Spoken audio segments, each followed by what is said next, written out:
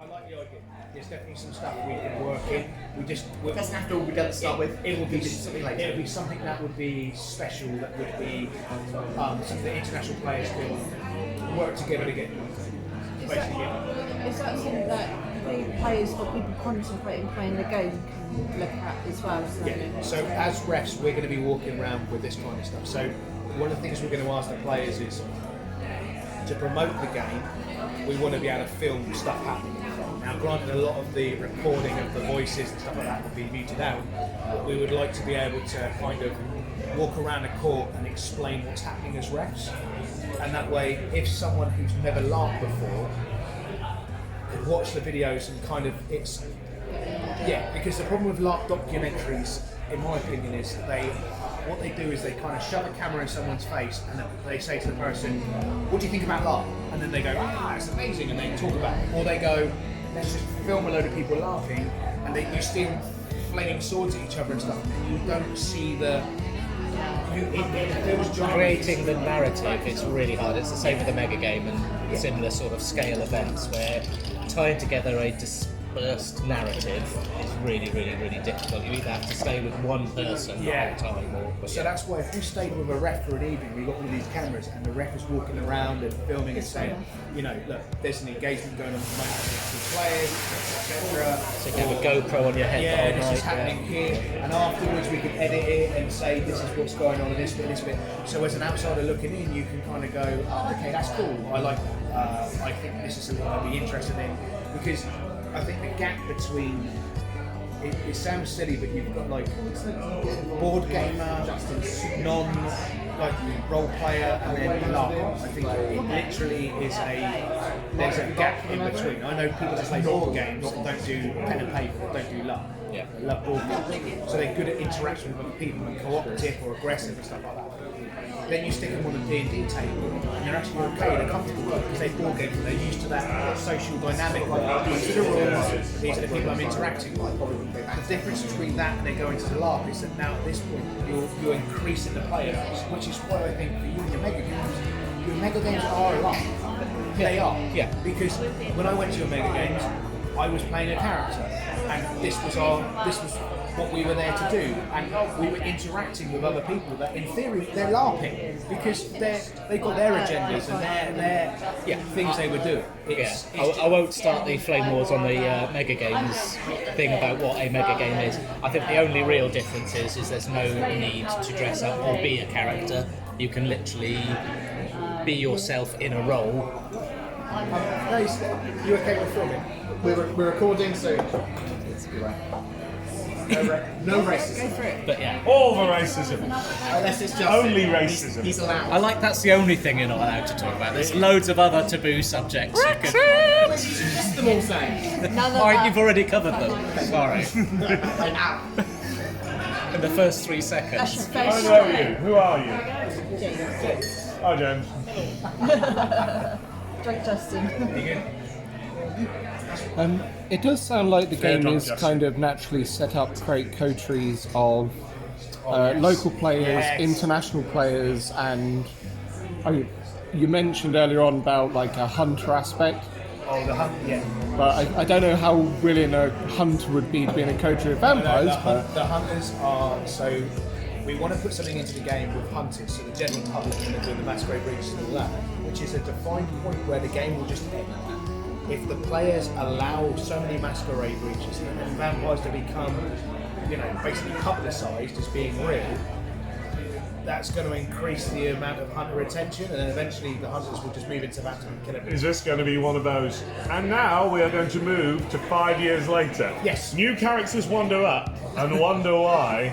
Yeah. There's lots of little piles of somebody's made a mandala out of vampire dust and sprayed for words. We're watching. So that helps eliminate those situations. We've got 4-year chronicle, and if during that 4-year chronicle the players allow the hunter meter to go, to the point where they move in and they eradicate. Could I be a hunter NPC? I think that'd be nothing but hilarious. So Hunter, it's difficult. Hunters in the game aren't represented in the fact that like a load of guys turn up with swords and pitchforks and hunt down vampires. That's not the big threat of such. It's the big threat That's to the C4. finale. That's what actually happens in Eradicate. That's what happens in London. That's what happened over in the States. You know, hunters turn up and they literally hunt down and kill the vampires because they know all about them. So what we're doing here is, at the moment, there's just a local hunter called Samuel Boyder, whose family's been hunting vampires in this domain for generations. But he's now building up. He's now expanding by basically publicising what his family's found and trying to bring in, you know, support. And the more of this support we get from the general public, because of the players basically just making mistakes, leaving dead bodies around or celeriating through streets or whatever it is, we just whack a Masquerade breach. And if the public get there first before the players do and cover it up, the international players can also assist with cover-ups, but basically, yeah, live players can eradicate them, international players can... So those of us that don't LARP but know what's going on can spend our time trying to get to these points before... Sending angry messages going, no really guys, On Samuel really? Boyder's website there will be geocaches that appear. If the general public get there first, what happens is when you open the geocache, we're looking at two ways of doing it. One is this is coming from the other day with your point. I'm now going to work on... You could do a sticker with QRC code. So our logo's got a QRC code on it. That QR code. That you What's can, a QRC? Yeah, you can remove it and replace it with another. Yeah.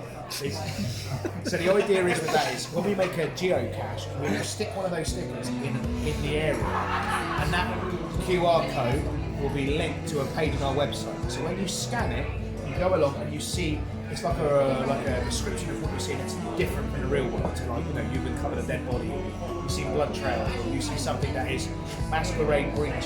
Something will be difficult to fit. Yeah. And then you as a general public, then what you do is you look at that information, there's an email address, and you put in your words what you've just seen. And that goes to a Samuel Pointer. And Samuel Pointer will then respond to you in and out of character. So basically in character it'll be like, you know, I don't know, your findings are great, this is some proof of vampires' existence, etc., blah, blah, blah. And then out of character it'll be, thank you very much for participating in one of our vampire hunts, we hope you enjoyed it. Any feedback really appreciated, blah, blah, blah. And then that would be the breach. As a live player, if you turn up the breach, there's an asset code associated with that breach. You take the asset code, you put a downtime in saying I'm covering up asset code X breach. What are you implying? This is what He's I'm not doing. implying anything. Are you And it saying covers that up my to drunken 30 groping simple as is that. no fun? So you remove the I'm saying your drunken groping's clean no up the fun. blood stain, you erase the You're camera spoiled footage sports. of the vampire speeding So by goes celerity. to Geneva Convention. And you've covered it, which means That's now what my any boss said. players that go to any public that go to that geocache and report it, it's covered up. So what they actually see, the description changes to what the player put there. I'm sure it's good That's enough. what they see. So when they report that to the vampire, to Samuel Pointer, he's like, this isn't worth to me, kind of thing. In a nice way. But that's how Masquerade 2Hs will work. It's something where we want the general public to get involved in. Because I find that LARPing itself from the outside looking in is very uncomfortable.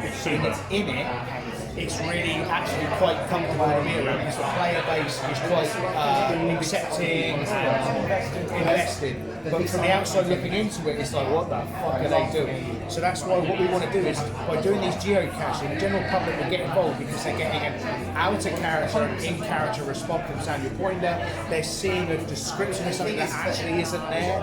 And those trigger points or those kind of interactions will help them get invested or interested in the game because it's a concept that they're using their imagination to see if you see it. So, Yeah, I can imagine people. I mean, you mentioned earlier on about like board games and whatnot. They don't necessarily laugh. I can see the people that like solving puzzles and mysteries, just generally, even if it's like a murder mystery weekend and whatnot.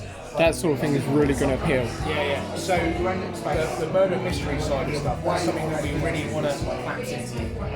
Eventually, what we want to do is to have actual vampire hunts take place and for all the historical sites. So that would be like bread and butter, so we like set in place.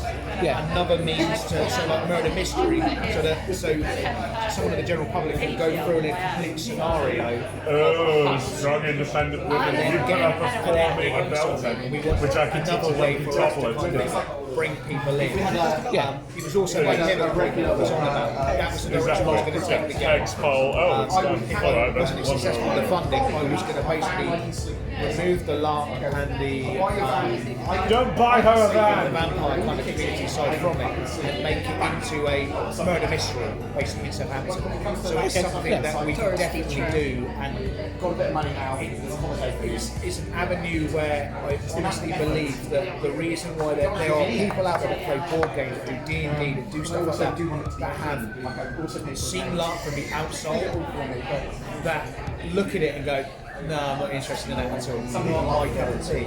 But I guarantee that if they were to actually attempt in a safe manner, like actually a controlled environment, brought into it gradually, that actually the experience would be something they can really relate to. Because, honest to God, playing a board game, playing a D&D encounter, or sit down and roleplay together at a table and laugh, they are all exactly the same. Well, that's the point. It Me is and just Peter have put the position all you're laugh taking together. in a seat. So, You know what I mean? Peter keeps telling me I need to talk to you about The it. engagement So it's almost a mega game. It's absolutely It's awful, why I but started it's doing it. I hilarious. started laughing I'll tell you all about it. at the combat because I was young and I was, really lads. But after that, I now continue to play LARP despite the combat.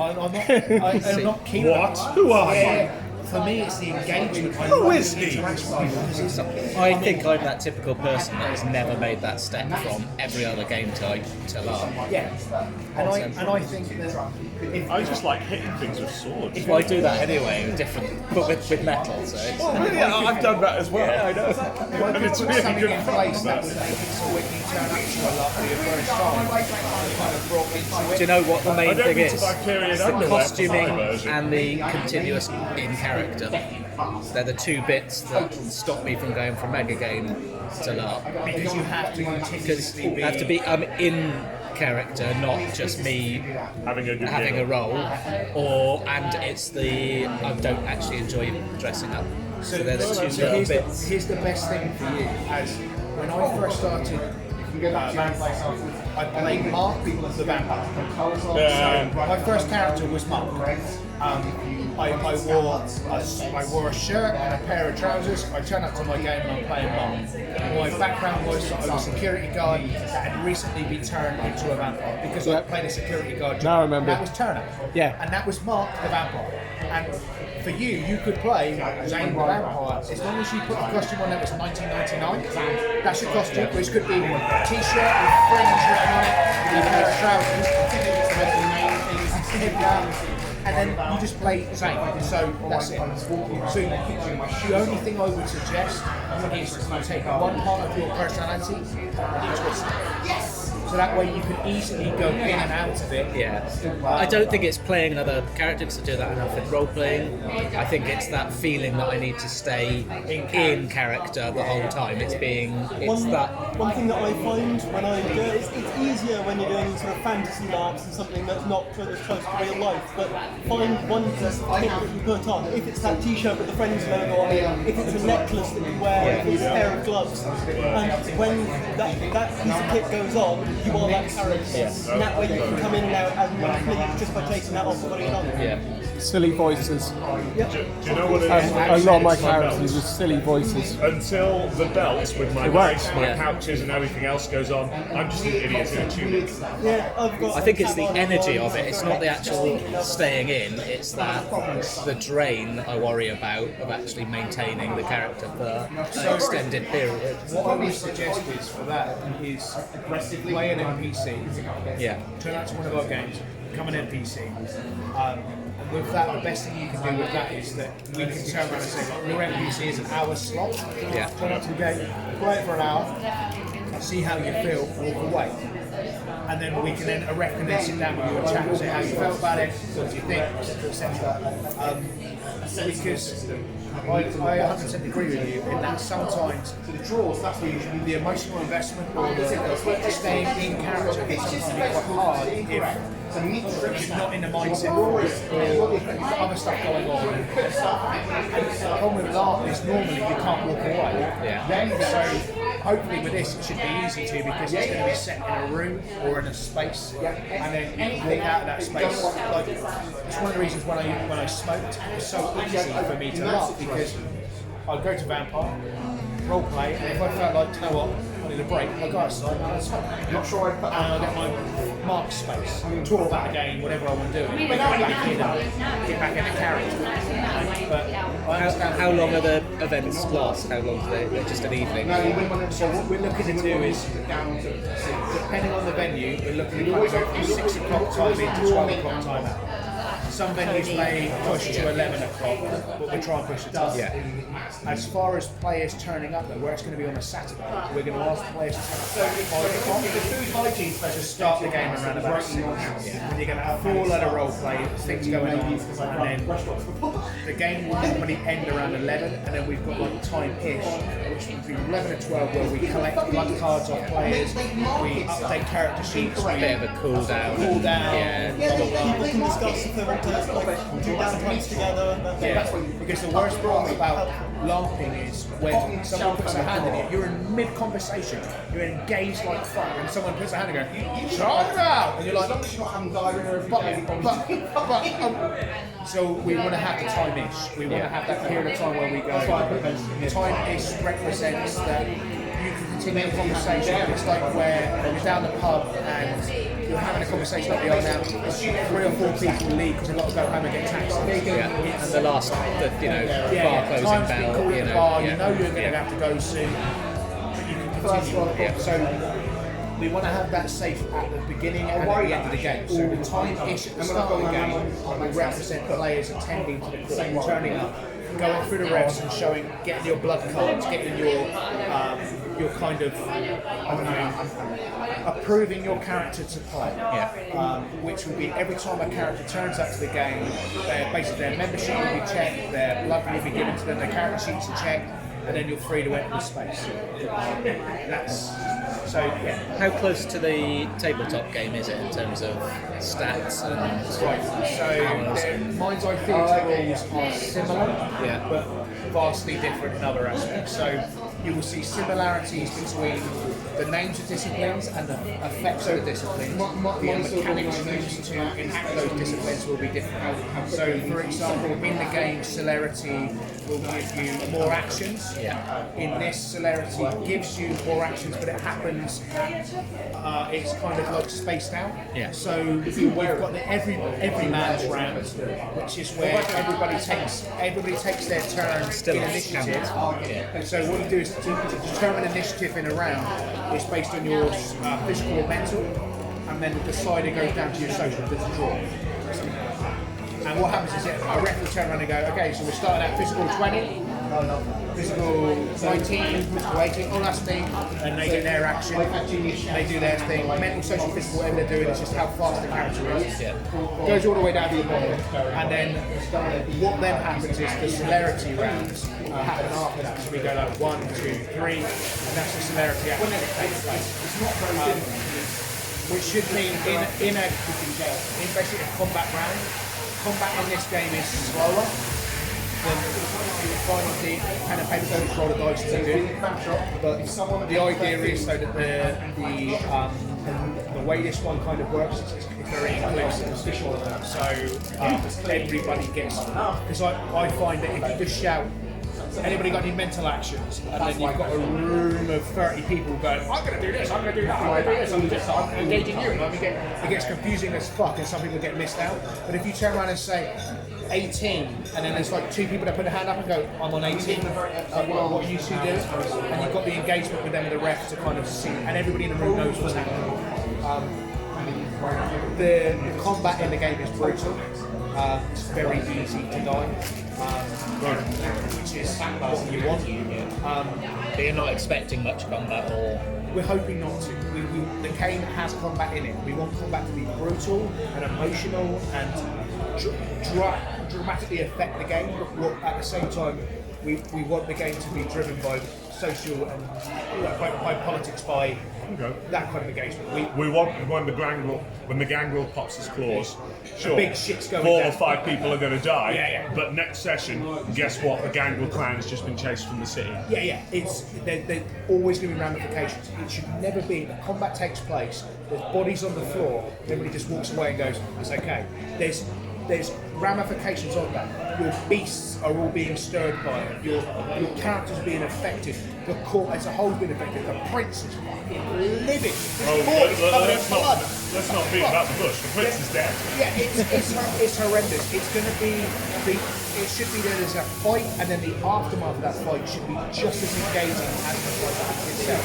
I'll go first. Sure. Yeah. To meet Hanson. What is Hanson coming here? I told him to come. Oh, I haven't seen him yet. good times. No, I'm alright for a minute. Sure. Yeah.